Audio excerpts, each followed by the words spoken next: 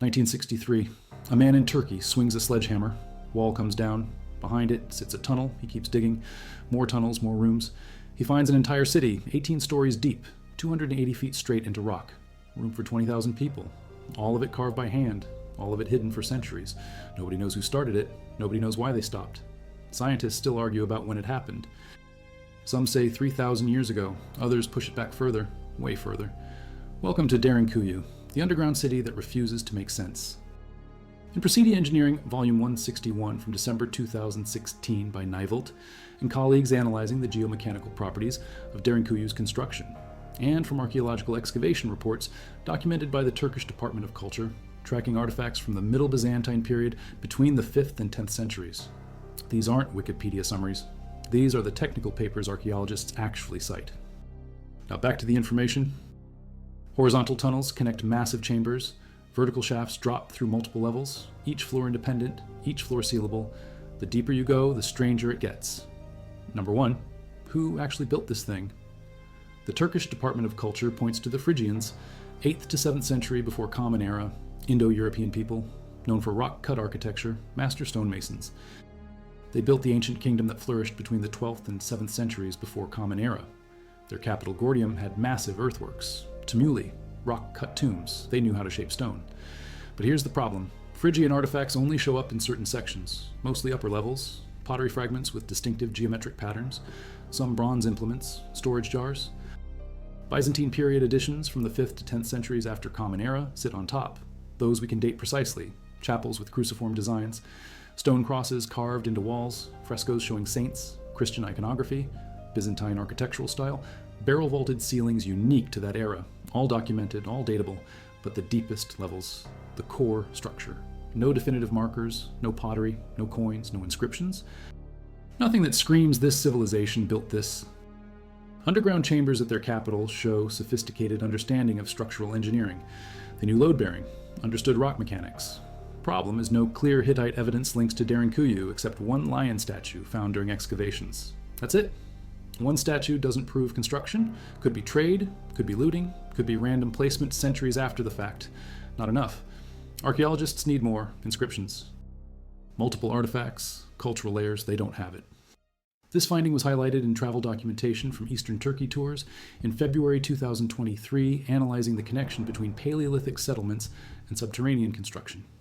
If those marks are from stone tools, we're looking at 10,000 to 12,000 years back. Before metal, before the Bronze Age, before agriculture even, before recorded history, before written language. Before any civilization we have names for. That pushes Derinkuyu into the last ice age, the Younger Dryas period. Same time frame as Göbekli Tepe, 600 kilometers east. Same region, same volcanic landscape, same climate conditions, same people maybe. Hunter-gatherers supposedly. But hunter-gatherers don't build cities, don't undertake multi-generational construction projects, don't have the social organization, except maybe they did. Maybe we underestimate them. Maybe the categories we use are wrong. 3,500 years apart. No consensus. No agreement. Scientists can't agree on the builder. Each camp has evidence. None has proof. The debate continues. Papers published. Conferences held. No resolution. The city keeps it secret. Enough to fill 60 Olympic swimming pools. Where did it go? When you dig underground, you create spoil piles. Massive heaps of excavated material. Basic physics. You can't make rock disappear. Every cubic foot removed has to go somewhere. Derinkuyu sits in a relatively flat area. Gently rolling plains. No massive spoil heaps. No mountains of carved rock dumped nearby. No ancient quarry waste visible. Aerial surveys show nothing. Ground surveys find nothing. The rock vanished. Specific patterns. Surface stone is weathered, smooth, different character. The villages don't match. Another theory suggests they ground it to powder, used it for mortar, mixed it with water for construction paste. Volcanic ash makes good cement. Romans used it. Pozzolana. But grinding 5 million cubic feet by hand, that's another massive labor investment. And we don't see evidence of that either. No grinding stones at scale. No ancient cement works, no industrial processing sites. Terms we associate with modern organization. Not ancient hand excavation. The scale doesn't compute. Modern excavation equipment moves maybe a few hundred cubic feet per hour. Good conditions, optimal machinery. Derinkuyu's 5 million cubic feet would take modern equipment months, maybe a year. We're talking hand tools. Picks made of bronze or iron, depending on the era. Bronze is soft, wears quickly. Iron better, but still limited. Maybe stone tools if the prehistoric theory holds, flint, obsidian, hard igneous rock, slower, much slower. Through low passages. Some tunnels force you to crouch, to crawl. Imagine carrying a basket of rock through that, day after day, year after year. If 20,000 people built it full-time, it would take decades, assuming efficient labor division, optimal organization, no breaks, no rest, unrealistic. If it was gradual expansion over centuries, that works better, a few hundred workers. Expanding slowly, adding levels, connecting chambers, more reasonable. But then we're back to the question, who started it, and why commit to something that takes generations? Something you'll never see finished, something your grandchildren might complete. That requires belief, vision, shared purpose across time. Straight down through 18 levels, these aren't simple holes drilled randomly. They're engineered channels, calculated, designed for natural airflow. Studies published in Presidia Engineering in 2016 documented how the system creates self-propelled air conditioning. Fresh air enters through specific shafts, positioned to catch prevailing winds, circulates through chambers following temperature gradients. Stale air exits through different shafts positioned to create draw, and the system works without pumps, without fans, without any mechanical intervention, pure physics. Temperature differentials drive the flow, warm air rises, cold air sinks, pressure equalizes. The design exploits these principles perfectly. Bernoulli's principle, the Venturi effect, concepts formalized in the 17th and 18th centuries. The ancient world didn't have these concepts in writing, no mathematical framework, no scientific method, no controlled experiments. Yet someone designed a system that works perfectly, even at the deepest levels. The 8th floor down still gets fresh air. 18th floor reportedly has circulation. Researchers tested it with smoke, with air quality meters, carbon dioxide levels, oxygen percentages. At depth matches, surface levels when the system is open. When sealed, levels drop gradually, but open. Perfect exchange. How did ancient engineers calculate shaft placement? How did they know which angles and widths would work? How did they determine optimal spacing, flow rates, volume requirements? Wider at openings. That specific diameter matters. Too narrow and flow restricts. Too wide and you lose pressure differential. 10 centimeters is optimal for passive ventilation at this scale. Modern HVAC engineering uses similar principles, but modern engineers have computers, simulation software, centuries of accumulated knowledge. Ancient builders had observation, trial, maybe error, but error means people suffocate. Entire sections become uninhabitable. You can't test underground ventilation without people underground. You can't experiment with lives at stake. One miscalculation and entire floors suffocate. No room for error when 20,000 lives depend on it. The precision suggests advanced planning, maybe even mathematical models, some form of calculation, blueprint, design document. No ancient engineering texts describing underground ventilation, no papyrus with airflow calculations, no clay tablets with shaft dimensions. The system just exists, functioning perfectly, built by people who supposedly lacked the theory. Some researchers suggest they copied existing designs, that somewhere else, another underground city served as prototype. They measured it, replicated it, but we haven't found that prototype. Derinkuyu is the largest, the deepest, the most complex. If it's a copy, where's the original? Unless the original is older, deeper, still buried, or destroyed, lost to time. The alternative is more disturbing. Maybe they did have the knowledge. Maybe ancient engineering was more sophisticated than we credit. Maybe we lost something. Some body of technical knowledge. Destroyed, forgotten, burned in libraries, lost in invasions. And we're left with the artifacts, the physical proof, without the instructions, without the manual, looking at perfection and asking how. Water flows to all levels through a distribution system. Channels carved into rock, gravity-fed. Clever design. Lower levels control the supply. They can cut off upper floors, close valves, block channels. This prevents enemies from poisoning the well from above. Attack the city, can't contaminate water. Strategic thinking, military logic, impressive defensive design. The control system is reversible. Bottom floor opens flow, water rises, distributes. Top floors can't override, can't stop it, can't poison it. Perfect security architecture. Workers need 2 to 3 liters per day minimum, more in heat. Cappadocia summers hit 40 degrees Celsius, 104 Fahrenheit. Underground is cooler, but not cold. 15 to 20 degrees typical, still need hydration. Stone cutting creates dust, fills the air, workers cough, throats dry. You need water to settle it, spray the walls, dampen the floor, keep air breathable. To cool tools, metal picks heat up, bronze especially. Need water to cool them, prevent warping, maintain edge. To mix mortar for support structures. Some chambers have reinforced sections, stone mortar, needs water. To clean workers, months underground, need basic hygiene, prevent disease, water essential. Temporary sources? Maybe, but Cappadocia is semi-arid. Annual rainfall under 400 millimeters, 16 inches. Most falls in winter, spring. Summer is dry, brutal. Surface water is scarce. Seasonal streams dry up. Wells are shallow, unreliable. If you're digging 85 meters down in that heat without reliable water, you're dead. Heat exhaustion, dehydration, no way around it, unless they knew exactly where the aquifer sat. Exactly how deep to dig, exactly where to place the shaft. That requires geological knowledge, understanding of hydrology, underground mapping, water tables, aquifer depth, rock permeability. Modern geologists use seismic surveys, ground-penetrating radar, drilling test wells. Ancient builders had none of that, yet they hit water, deep water, reliable flow.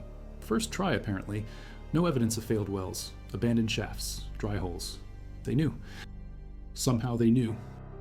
But the deepest levels show the same construction technique as upper levels, same tool marks, same chamber style, same architectural features, same precision. It reads as planned, not gradual evolution, not learning by doing. Consistent design top to bottom. Which brings us back to the paradox. Consistent design requires a plan. A plan requires knowing the final depth. Knowing final depth requires knowing where water is, at 85 meters. How did they know? How could they possibly know without modern technology? 2013, specifically analyzing the structural stability of Derinkuyu and implications for geoengineering. Now back to the information. Small hole in the center, peephole, or maybe for spears. Every major corridor has one. Some tunnels have a door every 10 meters. First 50 meters of the main entrance has a series, like airlocks, security and depth. But here's what engineers can't explain. How did they move these things? Half-ton stone wheels. Rolling them requires perfectly smooth tracks. The tracks exist, carved into floor and walls, but the tolerances are insane. The wheel has to fit precisely. Too loose and it won't seal. Too tight and it won't roll. We're talking millimeter precision. In soft volcanic rock, using hand tools. Modern stone cutting achieves this with diamond saws. Computer guided. Ancient builders did it with copper or bronze chisels. Maybe iron later. The wheels also have a central hole. That hole had a purpose. Could insert a bar for leverage, roll the door into place, remove the bar. Lock mechanism engages, simple in theory. In practice, the engineering is extraordinary. The wheel needs perfect balance, center of mass exactly centered. Otherwise, it won't roll straight. Wobbles, jams, becomes useless. Derinkuyu has dozens of these doors, all functional, all precisely balanced. Some still work today after 3,000 plus years. The wear patterns show regular use, thousands of closures, stone on stone. Yet the mechanism still functions. That suggests not just skilled initial carving, but metallurgical knowledge for the tools, understanding of friction, a mechanical advantage, a materials engineering, all supposedly done by people we classify as ancient. Storage capacity, food production areas, 20,000 people underground at once, for months, maybe longer. Archaeological surveys measured accessible chambers, calculated volumes, estimated density, came up with 20,000. Some sources say 18,000, others push it to 30,000, but 20,000 is standard. Here's the math problem. Each person needs roughly 2 square meters of space minimum, just to exist. Just sleeping space, not to move around, not to work, not to cook, not to store belongings, just to lie down. 20,000 people, 40,000 square meters minimum sleeping space alone. But they also need kitchens, communal cooking areas, ovens, food prep surfaces, storage rooms for grain, wine, oil, dried meat, vegetables, stables for livestock, cattle, sheep, goats, horses maybe, chapels for worship, multiple denominations potentially, meeting halls for governance, decisions, coordination, water cisterns for storage, backup supply, waste disposal areas, latrines, refuse pits, processing zones. All of that requires space. 18 levels total reportedly. But even 18 levels of available space doesn't hit the numbers comfortably. Chambers aren't uniform. Some levels have large open areas, others cramped passages. Storage dominates some floors, living quarters others. Not all space is habitable. Structural pillars take up room, support columns, ventilation shafts pierce through, reduce usable area, stairs connect levels, ramps, vertical access. All reduce capacity. When you factor in unusable space, support structure, access ways, the numbers get tight, very tight, maybe too tight. Archaeological surveys suggest massive unexplored zones. Ground-penetrating radar shows voids, empty spaces under the mapped sections, potential chambers, anomalies, could be natural caves, could be carved rooms, could be entire levels, but most remain inaccessible. The Turkish government restricts full exploration. Structural concerns valid, preservation necessary, maybe other reasons, security, national heritage protection, tourism management. If the hidden sections match the explored sections, if they're just as developed, just as sophisticated, just as populated, then the city might be double the known size, triple even, which makes the original construction even more insane, even more impossible. It also raises another question. If 20,000 could shelter here, comfortably, with supplies, with livestock, with room to move, how many people lived on the surface, supporting that population? Nothing indicating the economic base to support this construction. The demographic puzzle doesn't solve, numbers don't add up, something's missing. Either the population was smaller, or the surface evidence eroded, or we're looking in the wrong places, or the whole model is wrong. 8 to 9 kilometers of tunnel, underground, through solid rock. That distance alone is absurd. Modern tunnel boring machines drill maybe 20 meters a day in soft rock. Good conditions, optimal equipment. 8 kilometers would take years, even with modern technology. Ancient builders supposedly carved it by hand. Why? What strategic advantage justifies 8 kilometers of tunnel? You could walk 9 kilometers on the surface in 2 hours. Underground takes longer, narrow passages, low ceilings. No visibility. Seems inefficient, unless the surface was too dangerous.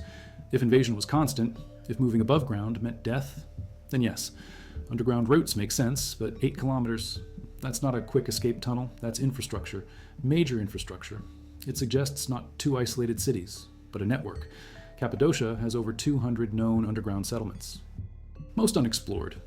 If Derinkuyu connects to Kaymakli, does Kaymakli connect to others? Do those connect further? The implication is a massive subterranean network, spanning the entire region, hundreds of kilometers of tunnels, linking dozens of cities, all underground, all hidden. That level of coordination requires centralized planning, communication across vast distances, shared architectural standards, shared purpose. We're talking about a civilization that chose to live below ground, not temporarily, permanently, or at least long-term. That's not hiding from one war. That's adapting to a world where the surface is uninhabitable or too dangerous. What threat justifies that? What enemy requires an entire civilization to burrow into rock? Kitchens, storage, churches, evidence of daily life, pottery shards, tool marks, soot on ceilings from oil lamps, signs of occupation. As you go deeper, the evidence thins. Middle levels have storage rooms, wine presses, oil presses, food processing, still functional spaces. But lower levels, past the 8th floor, different story, empty chambers, fewer artifacts, no clear purpose. The deepest confirmed level sits at 85 meters. It's a chamber, large, barrel vaulted. No signs of use. Why dig that deep if you're not using it? The effort to excavate that far is enormous, yet it sits empty. Some theories suggest these were emergency levels, absolute last resort. If siege lasted months, if supplies ran low, you retreat to the deepest, safest points, wait it out. But that doesn't explain the lack of any evidence. No storage jars, no watermarks, no refuse pits, nothing. Alternative theory. The deep levels were never finished. Construction started, stopped, left incomplete. But the chambers look complete. Walls smooth, ceilings finished, doorways carved. It reads as deliberate emptiness, maybe ritual spaces, maybe tombs. Some underground cities in Cappadocia have burial chambers. Bodies placed in rock-cut niches, chemicals used to speed decomposition, prevent smell. That makes sense for lower levels. Out of the way. But Derinkuyu's deep chambers don't show burial evidence either. They're just empty, waiting. Stables, refuges during persecution, 20,000 years of continuous use potentially, then nothing. 40 years of silence, 1963, rediscovered by accident. Here's what's strange. The local population in 1963 had no idea the cities existed. They lived on top of them. Some had entrances in their basements, hidden behind walls, sealed off, forgotten. How does an entire city vanish from memory in 40 years? Oral tradition keeps stories alive for centuries. These were used in living memory. The 1920s aren't ancient history. People in the 60s would have heard stories from grandparents. Yet the discovery was complete surprise, which suggests the Cappadocian Greeks kept it secret, deliberately, even from their neighbors, maybe cultural practice, maybe safety. If authorities knew about the cities, they might be destroyed, sealed, taken away. Better to hide them, even in memory. This happened with other sites, sacred places kept secret across generations, protected from outsiders. When the Greeks left, the secret left with them, leaving a vast engineered complex lost beneath the surface. If that can happen in 40 years, what else has been lost? What other structures sit sealed, forgotten, waiting for someone to knock down the wrong wall? The construction shows zero evidence of evolution. When humans build, they iterate. Early attempts are crude, later attempts refined. You see this in every ancient site. Early pyramids have mistakes, later ones perfect. Roman aqueducts improve over time. Each generation learns, builds better. Derinkuyu doesn't show this pattern. The earliest levels accessible show the same sophistication as later levels. Same chamber design, same door mechanisms, same ventilation integration. Tool marks from different areas match. Same technique, same precision, no learning curve visible, which suggests two possibilities. One, the city was built in a very short time by a highly skilled population, planned in advance, executed rapidly. Possible if you have massive labor, centralized leadership, clear vision. But that contradicts the gradual expansion theory. It also requires explaining where that skilled labor came from, who taught them. Two, the city was built following an existing template, plans from elsewhere, knowledge inherited, maybe from an earlier structure, maybe from another culture. This implies the builders weren't inventing, they were copying, following instructions. That makes the sophistication less mysterious, but it raises a different question. Where's the original? If Derinkuyu is a copy, what's the source? We haven't found it. No other site in Cappadocia shows earlier development. No prototype. Unless it's deeper, older, still buried. Or unless Derinkuyu is the prototype, the first, built by people who already knew exactly what they were doing. Brought the knowledge from somewhere else, applied it here, left. The city remains, the builders vanish. The historical record is deliberately vague. Xenophon mentions underground dwellings in Anatolia, 431 to 355 before Common Era. His text describes people digging homes into rock, large enough for families, animals, supplies. That could be Derinkuyu, or it could be smaller settlements. He doesn't name the city, doesn't give locations, just acknowledges they exist. Why the vagueness? If these cities were major population centers, strategic military assets, you'd expect detailed descriptions, maps, military records. Instead, we get passing mentions, footnotes, avoidance. Byzantine chronicles describe the Arab Wars, 780 to 1180 after Common Era, 4 centuries of conflict. Chronicles mention Christians hiding, taking refuge. They don't describe where, how many. Almost like the cities were classified. State secrets. If your enemy doesn't know about your underground fortress, you keep it that way. Don't write it down, don't publicize. Maintain operational security. That works for military purposes. But it creates a historical blackout. We rely on archaeological evidence, physical artifacts, when the written record fails, and even that's incomplete. Most artifacts from Derinkuyu date to the Byzantine period, 5th to 10th century. Middle Byzantine. We can date those. Pottery styles, Christian symbols, coins. But earlier material, the foundational layers, almost nothing. Either they didn't leave artifacts, or we haven't found them, or they're sealed in the unexplored sections. The silence feels intentional. Anatolia was a war zone for millennia. Hittites fought Egyptians, Persians invaded, Alexander conquered, Romans occupied, Byzantines battled Arabs, Mongols raided, Ottomans took over. Constant conflict. Underground shelters are logical. But here's the problem. The scale is wrong for periodic invasions. You don't excavate 5 million cubic feet of rock for a 3-day raid. You dig a basement, a cellar, maybe a small chamber. Not 18 stories, not room for 20,000 people, not a multi-generational construction project. Unless the threat was permanent, unless living underground became the default. Some researchers suggest environmental causes, volcanic eruptions. Mount Erciyes is nearby, active in prehistoric times, ash clouds, pyroclastic flows, poisonous gases. Underground cities protect against that. Seal the doors, wait it out.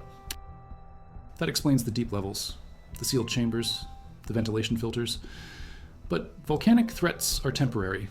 Days, weeks at most. Then you return to the surface, unless the eruptions were constant, year after year, making the surface uninhabitable. There's geological evidence for major eruptions in the region, millions of years ago, not thousands. The time frame doesn't match. Alternative theory gaining traction, climate catastrophe. The Younger Dryas event, 14,500 years ago. Comet fragments explode in atmosphere, dust, soot. Sun blocked for months. Temperatures plummet, ice age returns. Global catastrophe. Some researchers connect this to Göbekli Tepe construction, Religious center, built during the Younger Dryas. Maybe Derinkuyu too. Built as shelter, survival bunker. Wait out the darkness, wait for the sun to return. If true, if the deepest, oldest sections date to this period, then Derinkuyu isn't just ancient, it's prehistoric, built by people we don't have names for, civilizations erased by the catastrophe they were hiding from. That pushes the timeline past anything currently accepted.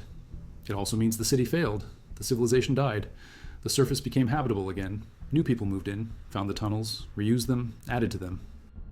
Never knowing who started it, never knowing why.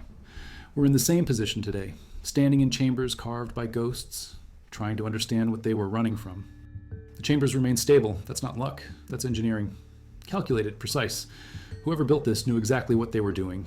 The rock mechanics alone require understanding of load distribution. Stress points, compression strength. Volcanic tuff is soft, but it's stable if carved correctly.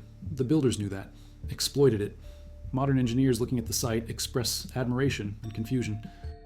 This level of work shouldn't exist without formal education, without written knowledge transfer, without institutional memory, yet it exists, functioning, preserved, waiting for answers that might never come. Turkey. We know volcanic tuff made it possible. We know multiple civilizations used it. Phrygians, maybe. Byzantines, definitely. Christians sheltering from persecution. Greeks, fleeing Mongols. Armenians, escaping Ottomans, all confirmed. But the core questions remain unanswered. Who started it? When exactly? Why at this scale? Where did the knowledge come from? Where did the excavated rock go? How did they engineer ventilation without modern physics? How did they cut stone with such precision? Why was it completely forgotten? What threat justified this response? Preliminary surveys suggest it's 1/3 larger than Derinkuyu, 113 meters deep, 460,000 square meters, if that holds. Derinkuyu isn't even the biggest, it's just the deepest we've fully explored. How many more are buried? How vast is the network really? What lies in the sealed sections? The Turkish government restricts access, preservation concerns, structural risks, fair reasons. But they also fuel speculation. What don't they want found? What sits in those chambers? Maybe nothing. Maybe routine archaeology, or maybe evidence that rewrites what we think we know. About Cappadocia, about ancient engineering, about how long sophisticated civilizations have existed in this region. Treasure, lost knowledge. Most dismiss these as folklore, but sometimes folklore contains truth, distorted, exaggerated, but rooted in reality. Derinkuyu itself was legend until 1963, just stories, rumors. Then it became real. What else is waiting? What other stories are true? Most see 8 levels, the safe sections, lit by electric lights, marked with signs, modern stairs installed for access. The experience is sanitized, controlled, safe, but the deeper levels remain closed, vertical shafts blocked off, narrow passages marked dangerous, lower chambers sealed. Those require special permission, archaeological credentials, safety equipment. Few see them, fewer document them. What's down there? Storage rooms. More of the same, or something else. Something that explains the mystery, maybe. Or maybe the answer isn't in Derinkuyu at all. Maybe it's in the surrounding landscape, in other sites, in connections not yet made. Göbekli Tepe sits 600 kilometers east, 11,000 years old.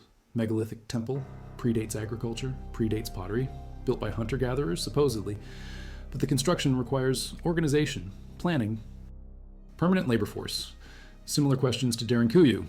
Similar timeline if the prehistoric theory holds. Similar region, similar rock, maybe similar people, maybe connected. The distance is walkable, over time. If both sites date to the Younger Dryas, if both were responses to global catastrophe, then maybe they're part of the same story, same civilization, building monuments and shelters, trying to survive, trying to preserve knowledge, failing, disappearing, leaving only stone, only questions, only the certainty that what we think we know about the ancient world is incomplete. There are gaps, big ones, periods where civilization was more advanced than we credit, times we've lost, cultures we've forgotten. Derinkuyu might be one fragment, one piece of a larger puzzle, or it might stand alone, unique, unrepeatable, built by people who had reasons we can't fathom.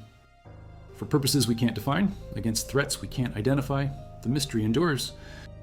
Like closing a house for winter, expecting to come back in spring, but they never did. The city sat dark, silent, for decades, centuries, millennia maybe, waiting, preserved by accident, by forgetting, by the same rock that made it possible. Ready. And when that wall came down in 1963, when light hit those tunnels for the first time in who knows how long, The city was still there, still functional, still holding its secrets.